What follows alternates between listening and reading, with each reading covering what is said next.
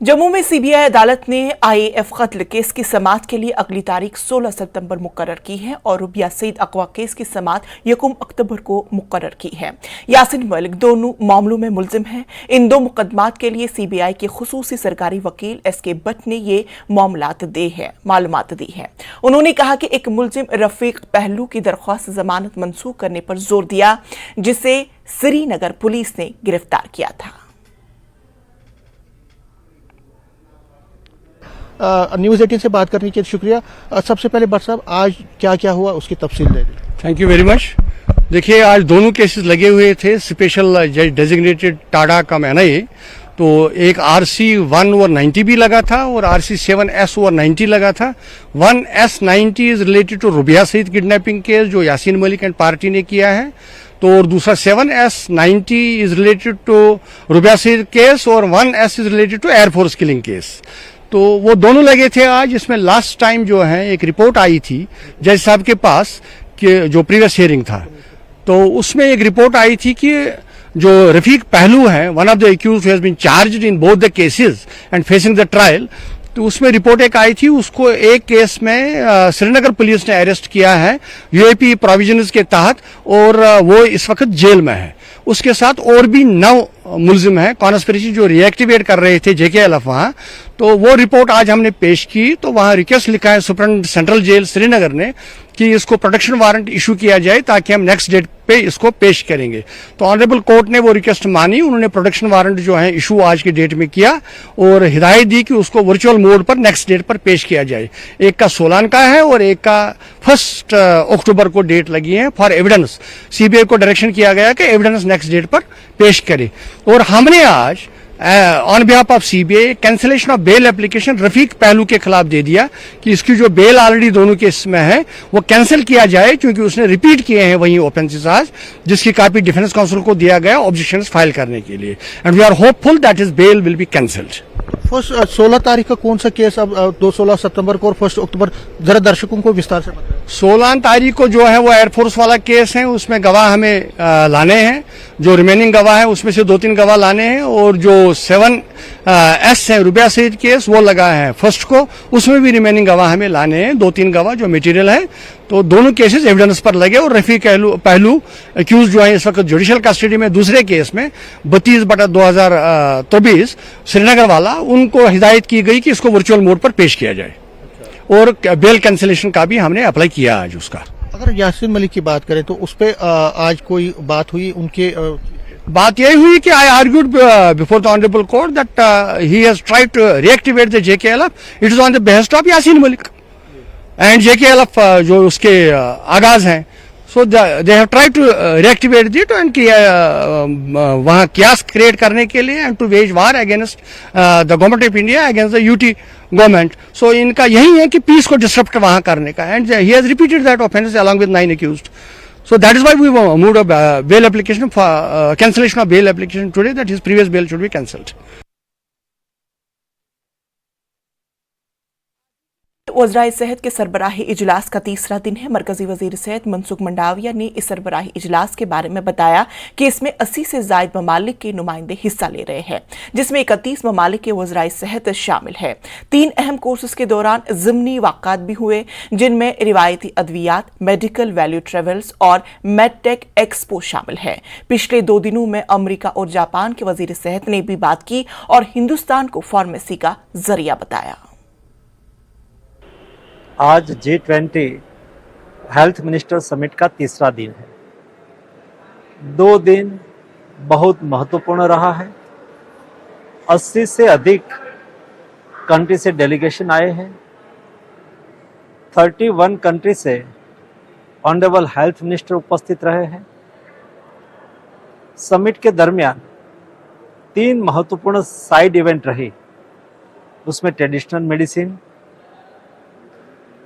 Medical value travels और medtech expo.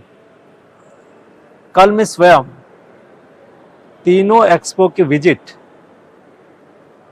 Honourable health minister के साथ की और उस वक्त जिस तरह से अमेरिका और जापान जैसे डेवलप्ड कंट्री के हेल्थ मिनिस्टर ने अपनी बात रखी, उन्होंने कहा कि इंडिया भविष्य की उम्मीद है। हम इंडिया को उम्मीद के साथ देखते हैं। इंडिया फार्मेसीज का सोर्स है। इंडिया हेल्थ वर्क फोर्स के लिए भी एक सोर्स है। इंडिया की इमर्जिंग इकोनॉमी, वैक्सीन मैन्युफैक्चरिंग क्षेत्र में इंडिया का शेयर, जेनरिक मेडिसिन में India pharmacy of the world, ये सब स्थिति को देखते हुए दुनिया की उम्मीद भारत की ओर बढ़ी है। कश्मीर विमेन क्रिकेट लीग का आज श्रीनगर विजय कुमार ने इफ्तिताह किया। 8 रोजा क्रिकेट के इस दिलचस्प टूर्नामेंट में वादी भर से 12 टीमें हिस्सा लेंगी। फतेह और रनर अप को ट्रॉफी और नकद इनाम से नवाजा जाएगा।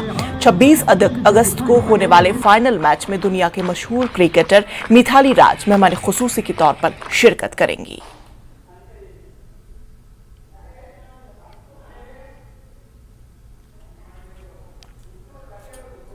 हम जो जानते हैं कि हमारा जो यूथ जो सामने आ रहा है और हम पॉजिटिवली इन्वॉल्व हो रहा है, उसमें ना केवल बॉयज बल्कि गर्ल्स भी आगे आ रही है।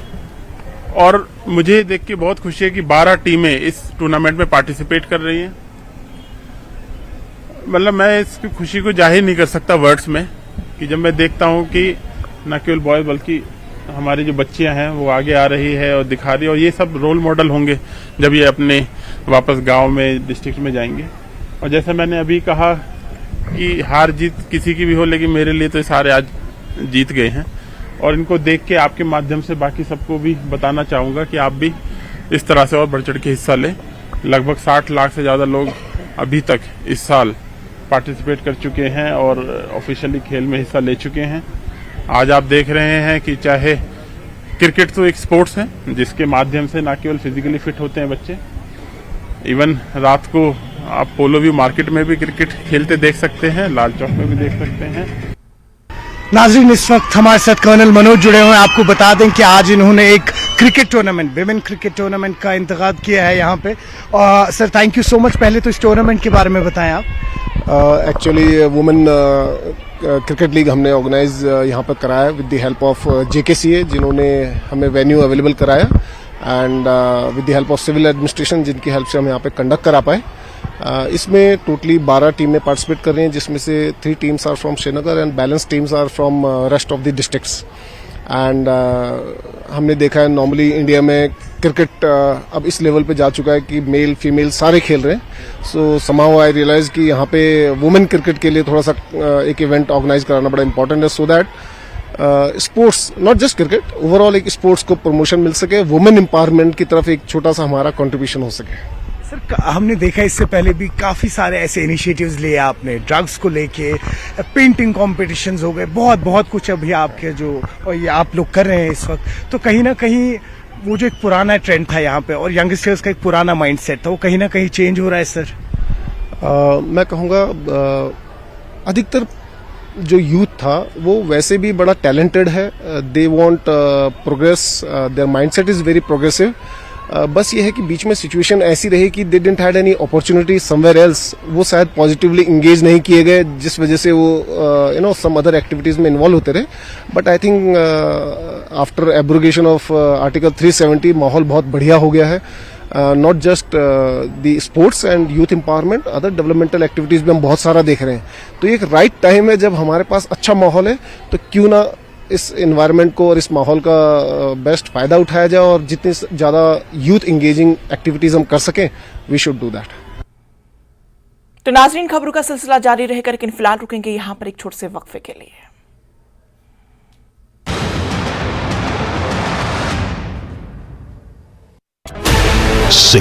अशोक गहलोत ने ट्वीट करके इसकी जानकारी दी। कांगड़ा के इंदौरा फतेहपुर में 2209 लोगों को निकाला गया। NDRF की टीम बाढ़ग्रस्त इलाकों में राहत और बचाव कार्य में जुटी हुई है। पीएम मोदी साउथ अफ्रीका और ग्रीस का दौरा करने वाले हैं। वो 22 अगस्त से 24 अगस्त तक दक्षिण अफ्रीका में 15वें ब्रिक्स सम्मेलन में शिरकत करेंगे। वहीं 25 अगस्त को ग्रीस पहुंचेंगे। डॉन लॉरेंस बिश्नोई को लेकर बड़ा खुलासा हुआ है। बताया गया है कि ऑपरेशन सलमान खान का टास्क उसने अपने सगे भाई अनमोल को सौंपा है और साथ ही ये बात भी सामने आई है कि अनमोल जब तक अपने काम में सफल नहीं होता, लॉरेंस उससे बात नहीं करेगा। चांद के करीब चंद्रयान 3 का लैंडर पहुंचा। लैंडर चांद की खूबसूरत तस्वीरें भेज रहा है। यात्रा में डी बूस्टिंग का दूसरा ऑपरेशन 20 अगस्त को परफॉर्म होगा। आज सीहोर में सीएम शिवराज होंगे, जहां वो आदिवासी सम्मेलन में शामिल होंगे। यहां वो सिंचाई परियोजना की सौगात देंगे। जंग से पहले बीजेपी शासित राज्यों के विधायकों का एमपी में डेरा डाल दिया गया है। आज भोपाल में 230 विधायकों की ट्रेनिंग होगी, जिसमें सभी विधानसभा आयुर्वेदिक चूर्ण, पेट सफा तो हर रोग दफा।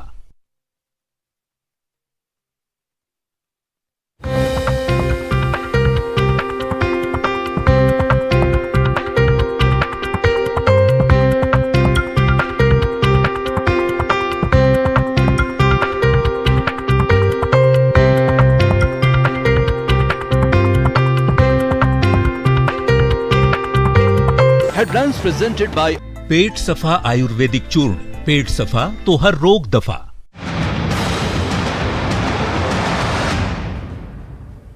ब्रेक के बाद फिर से आप सभी का इस्तकबाल और अगली खबर का रुख करते हैं। श्री बुद्धा अमरनाथ यात्रा का पहला जत्था सुबह पुंछ शहर से रवाना हुआ और जिला के तहसील हेडक्वार्टर मंडी में वाक़ श्री बुद्धा अमरनाथ मंदिर पहुंचा, जिसमें मंदिर कमेटी के अरकान और इलाके के लोगों ने यात्रियों का शानदार इस्तकबाल किया, जिसके बाद यात्री कतारों में शामिल होकर श्री बुद्धा अमरनाथ मंदिर में दर्शन और पूजा के लिए रवाना हुए।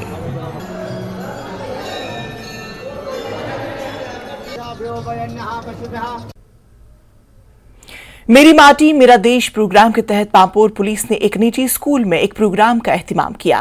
प्रोग्राम में एसडीपीओ पांपोर कृष्ण रतन, एसएचओज जाजिब मोहम्मद भट्ट और 400 के करीब तलबा ने हिस्सा लिया। प्रोग्राम में बच्चों को नेशनल हीरोज जिन्होंने आजादी के लिए अपनी जानें कुर्बान की थी, उनके हवाले से जानकारी फराहम की गई और मंशिया जैसी बिद्दत से दूर रहने के लिए बच्चों पर जोर दिया गया।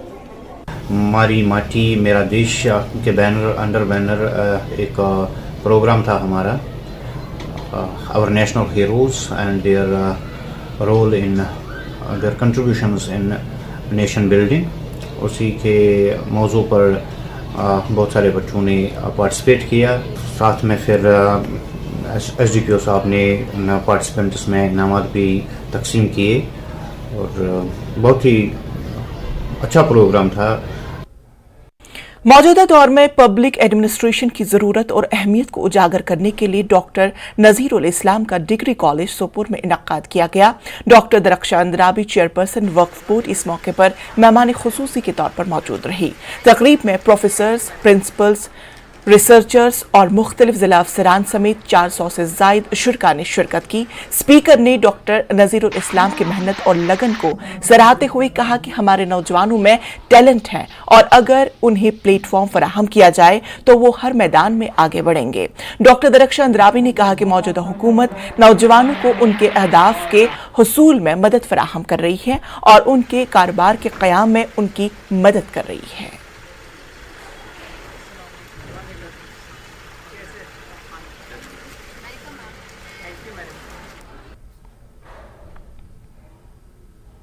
शोपियां में वाक़े सेंट्रल रिजर्व पुलिस फोर्सेस की बटालियन ने इर्द गिर्द को सरसब्ज व शादाब बनाने की पहल की और हेडक्वार्टर के आसपास हजारों पौधे लगाए। कुदरती माहौल को साफ सुथरा रखने के मकसद से शजरकारी की गई। कमांडिंग ऑफिसर ने अफसरान और जवानों के हमरा हेडक्वार्टर के अंदर और बाहर हजारों पेड़ लगाए।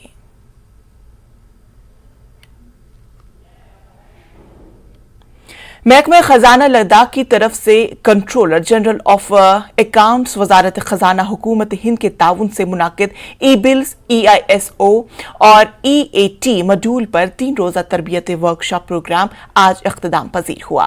सेशन में joint director information UT Ladakh, superintendent of police traffic Ladakh, जिला अफसरान, DDOs और मुख्तलिफ महकमों के डीलिंग स्टेटस ने शिरकत की। इख्तितामी तकरीब में अकाउंट्स ऑफिसर सज्जाद हुसैन ने तरबियती प्रोग्राम के कामयाब इनकाद पर कंट्रोलर जनरल ऑफ अकाउंट्स वजारत खजाना की टीम की काविशों को सराहा।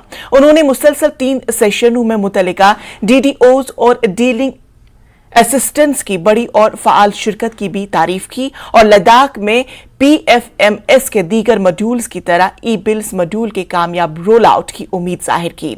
उन्होंने ट्रेनिंग के कामयाब इनकाद में शामिल तमाम महकमों का खुसूसी शुक्रिया अदा करते हुए जिला इंतजामिया, महकमे police, traffic information, municipal committee, R&B division, Kargil handlooms handicrafts DYSSO का खुसूसी शुक्रिया अदा किया। उन्होंने 3 रोजा इवेंट के कामयाब इनकाद में अकाउंट्स के एहलकारों की अनथक मेहनत और लगन को भी सराहा।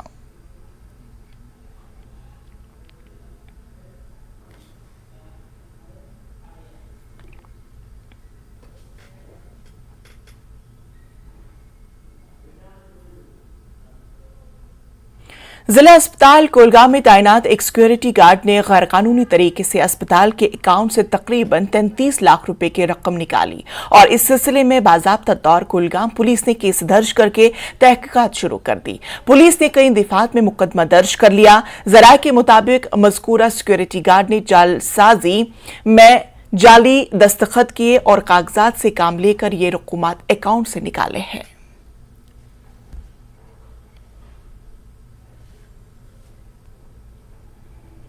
छोटी सी रकम नहीं है, बड़ी रकम है कि 33 लाख का जो ऑफिशियल अकाउंट से, जो डिस्ट्रिक्ट हॉस्पिटल का अकाउंट है, उससे जो 33 लाख ट्रांसफर किए एक सिक्योरिटी गार्ड ने अपने अकाउंट में या किसी दूसरे अकाउंट में। हमारा यही मानना है कि इसमें खाली सिक्योरिटी गार्ड इन्वॉल्व नहीं हो सकता है, इसमें बाकी लोग भी इन्वॉल्व हो सकते हैं। हम अपने डिस्ट्रिक्ट पुलिस एडमिनिस्ट्रेशन से यही तवक्का करते हैं कि इस केस में अच्छी तरह से वो इन्वेस्टिगेशन करे और सामने लाए कि इसमें कौन से कल्प्रिट।